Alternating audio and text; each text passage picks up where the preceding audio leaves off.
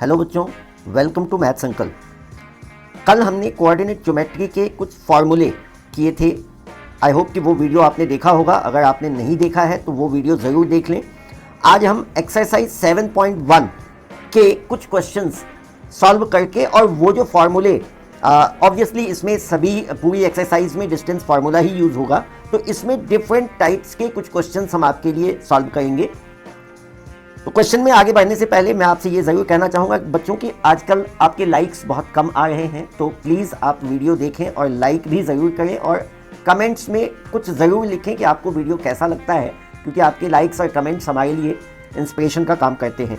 तो हम आगे चलते हैं क्वेश्चन पे। यहाँ पे जैसा कि आप देख सकते हैं मैंने लिखा है पहला क्वेश्चन, फर्स्ट क्वेश्चन। इसमें दिया गया है कि find the distance between the following pair of points. यहाँ पे दो क्वेश्चन मैं ले रहा हूँ, एक तो फर्स्ट क्वेश्चन का सेकंड पार्ट और दूसरा फर्स्ट क्वेश्चन का ही थर्ड पार्ट। ये थोड़े अलग अलग हैं, इसलिए मैं दोनों ही क्वेश्चन सॉल्व करके आपको दूंगा। तो यहाँ पे पहले हम सेकंड पार्ट की बात करते हैं।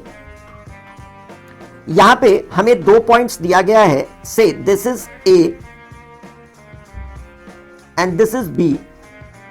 इन दोनों पॉइंट्स के कोऑर्डिनेट हमें दिए गए हैं -5, 7।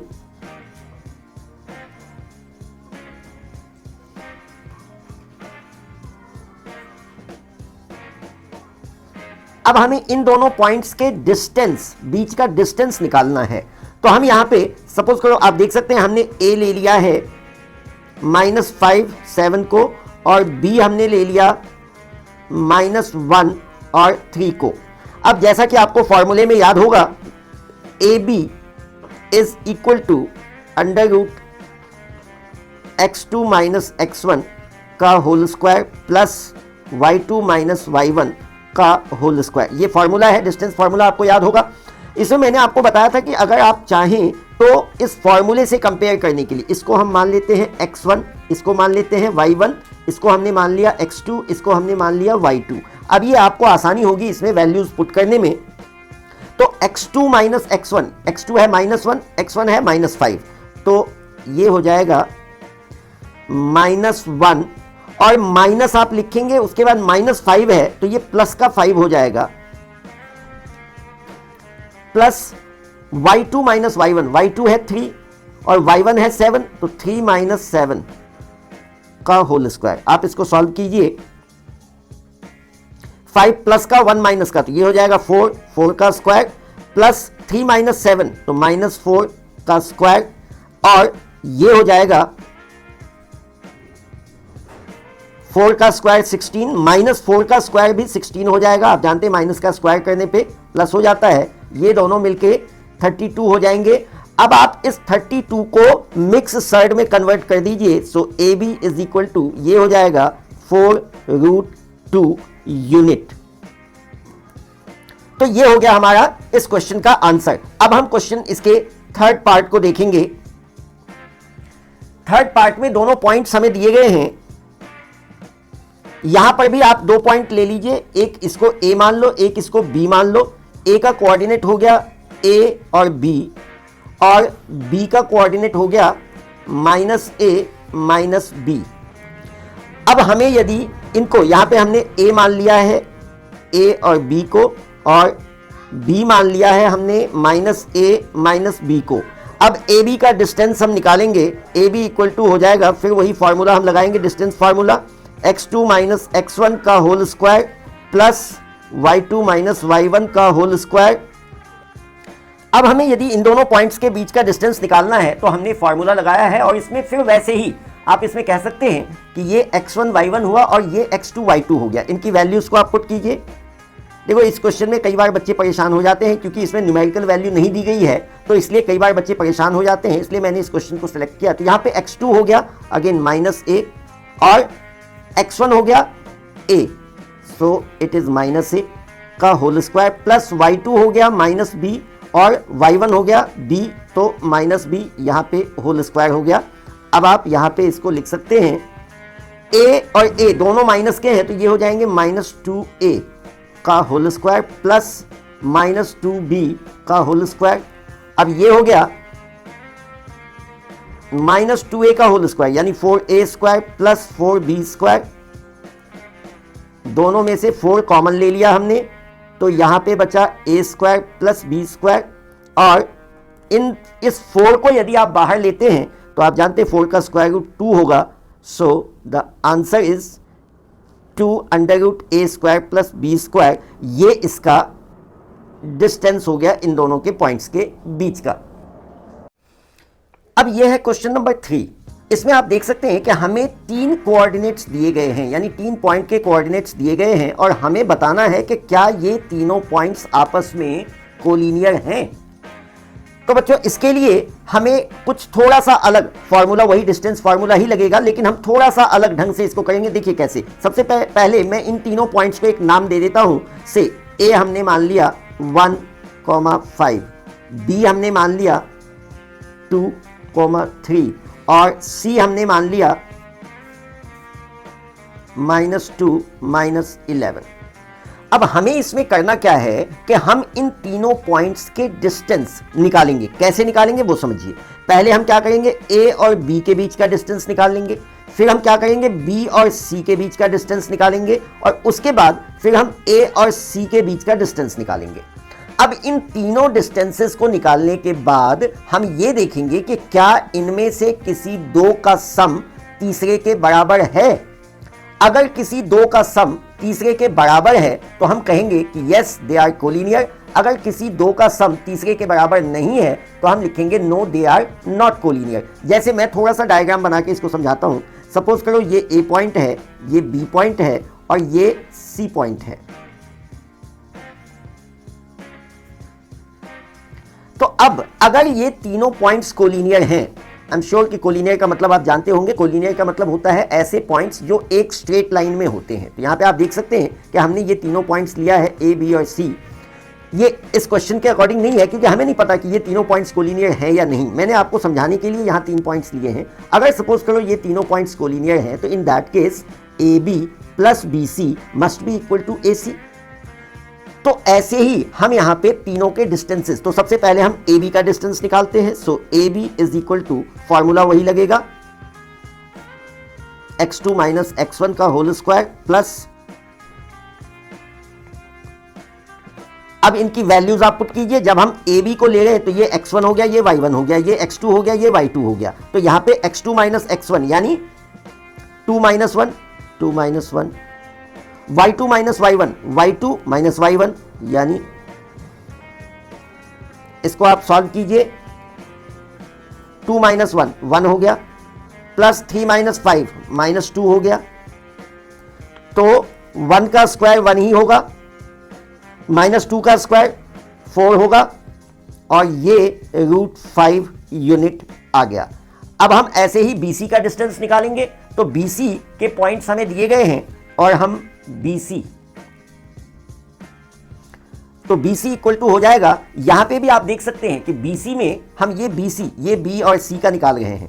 तो ये x1 y1 और ये x2 y2 हो जाएगा। तो यहां पे अगर हम इनके वैल्यूज रखते हैं, फॉर्मूला मैं दोबारा नहीं लिख रहा हूं, यहां पे यही फॉर्मूला लगाना है। तो x2 माइनस x1 यानी -2 का whole square plus y2 minus y1, तो y2 है -11, y1 है -3 का whole square. So it will be -2 -2, तो -4 हो गया, -4 का स्क्वायर प्लस -11 -3 -14 हो गया, -4 का होल स्क्वायर 16, -14 का स्क्वायर 196। दोनों को प्लस कीजिए, ये हो जाएगा अंडर रूट 196 प्लस 16, ये हो जाएगा 212 यूनिट। इसको आप सिंप्लीफाई कर सकते हैं, लेकिन आप देख सकते हैं कि 212 और √5 का कोई मेल नहीं है, तो मैं इसको फिलहाल एज इट इज रहने देता हूं। अब हम निकालेंगे AC का डिस्टेंस। तो AC इक्वल टू, फिर वही फॉर्मूला लगेगा, x2 माइनस x1। एक बार मैं आपको दिखा देता हूं, ये हो गया A और ये हो गया C। तो यहां पे x1 y1 और ये x2 y2 हो जाएगा। तो फिर x2 माइनस x1 और y2 माइनस y1 हम यहां पे भी लिखेंगे। तो यहां हम लिखने जा रहे हैं x2 माइनस x1 यानी -2 -1 और y2 minus y1 minus 11 minus 5, इसको आप सिंप्लीफाई कीजिए, -2 और -1 -3 हो गया, -11 और -5 -16 हो गया। क्योंकि दोनों नेगेटिव साइन है तो प्लस हो जाएंगे, लेकिन साइन माइनस ही रहेगा। तो अब ये हो गया -3 का स्क्वायर 9 और -16 का स्क्वायर 256, इसका आप दोनों को प्लस करें तो ये हो जाएगा 256 + 9 यानी 265। तो आप यहां क्लियरली देख सकते हैं कि ये और ये तीन डिस्टेंस हमने निकाले हैं। क्या आपको लगता है कि इनमें से किसी भी तीन डिस्टेंस, किसी भी दो का सम तीसरे के बराबर होगा? Obviously not. और इसलिए हम लिखेंगे कि they are not collinear since sum of any two sides is not equal to the third side, therefore these points are not collinear.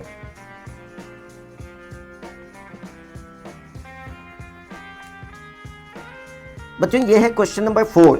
इसमें हमें कहा गया है कि check whether this and this are the vertices of an isosceles triangle. बच्चों आप जानते हैं कि किसी भी आइसोसेलेस ट्रायंगल के दो साइड्स इक्वल होते हैं। तो यहां पे हमें ये करना है, जैसे हमने पिछले क्वेश्चन में क्वेश्चन नंबर 3 में किया, यहां पे भी हम इन तीनों पॉइंट्स का आपस में डिस्टेंस निकाल लेंगे और हम देखेंगे वो जो तीनों डिस्टेंस निकलेगा वो एक्चुअली इस ट्रायंगल के तीनों साइड्स का मेजरमेंट होगा। अब यदि हम देखेंगे कि उनमें से कोई दो आपस में इक्वल है तो हम लिखेंगे yes it is an isosceles triangle. अगर वो इक्वल नहीं है तो हम लिखेंगे it is not an isosceles triangle. तो यहां पे हम वैसे ही बिल्कुल करते हैं, हम ए मान लेते हैं पहले पॉइंट को 5 - 2, बी मान लेते हैं दूसरे पॉइंट को 6 और 4, और सी मान लेते हैं तीसरे पॉइंट को 7 - 2। अब सबसे पहले हम ए बी का डिस्टेंस निकालते हैं। फॉर्मूला हम कई बार लिख चुके हैं तो अभी मैं ये नहीं लिखूंगा फॉर्मूला। अब आप देखिए ए बी का हम डिस्टेंस निकाल गए तो ये x1 y1 और ये x2 y2, तो यहाँ पे वही फॉर्मूला x2 - x1 यानी 6 - 5 का whole square plus y2 - y1 तो 4 माइनस, अब यदि हम इसके आगे माइनस वाली संख्या -2 लिखते हैं तो वो प्लस हो जाएगी।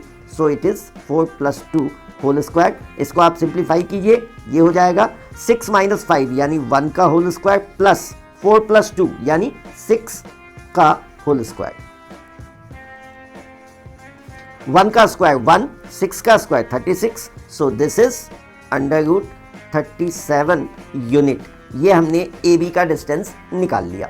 अब हम BC का डिस्टेंस निकालेंगे। सो BC इज इक्वल टू हो जाएगा, जब हम BC का डिस्टेंस निकालेंगे तो ये B है, ये B है और ये C है, तो यहाँ पे ये x1 y1 और ये x2 y2 हो गया। तो यहाँ पे भी वैसे ही लिखेंगे 7 - 6 होल स्क्वायर प्लस -2 - 4 -2 -4 का होल स्क्वायर। ये अगेन हो गया 7 - 6 यानी 1 का स्क्वायर और -2 - 4 दोनों मिलके -6 हो गए तो -6 का स्क्वायर, और ये 1 का स्क्वायर 1 ही होगा, -6 का स्क्वायर 36 होगा और ये भी आ गया √37 यूनिट। तो आप देख सकते हैं कि यहां ऑलरेडी दो साइड हम निकाल चुके हैं और दोनों ही साइड इक्वल हैं। तो ये तो यही कंफर्म हो गया कि ये आइसोसेलेस ट्रायंगल है। लेकिन मैं तीसरा साइड भी आपको निकाल के दिखाऊंगा, और मैं दरअसल वो इसलिए निकालना चाहता हूं कि देखिए अगर सपोज करो इसका तीसरा साइड भी इक्वल हो गया तब ये कौन सा ट्रायंगल हो गया? तब तो ये आइसोसेलेस नहीं रहा, तब तो वो इक्विलेटरल हो गया। तो उस केस में भी हम लिखेंगे कि no it is not an isosceles triangle. तो इसलिए हमें तीसरा साइड भी निकालना होगा। सो तीसरा साइड है हमारा AC। तो AC इक्वल टू हो जाएगा, मैं आपको पॉइंट्स दिखा देता हूं, ये A हो गया और ये C हो गया, तो इसके लिए ये x1 y1 और ये x2 y2 हो गया। तो आप उसी फॉर्मूले में इसको लगाइए।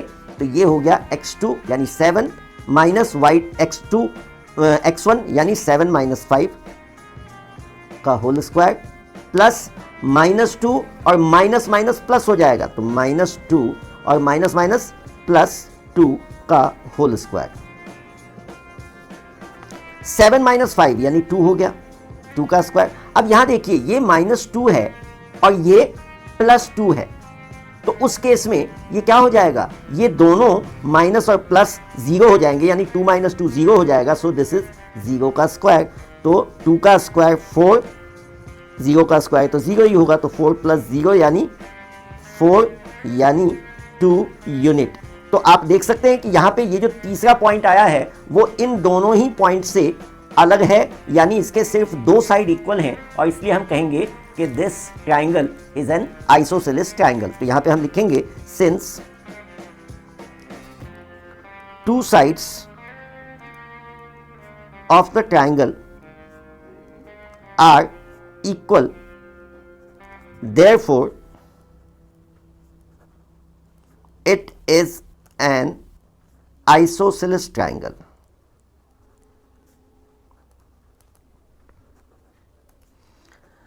तो बच्चों आज के लिए बस इतना ही, फिर इसी एक्सरसाइज के कुछ और क्वेश्चंस के साथ हम मिलते हैं अगले वीडियो में। तब तक के लिए बाय बाय।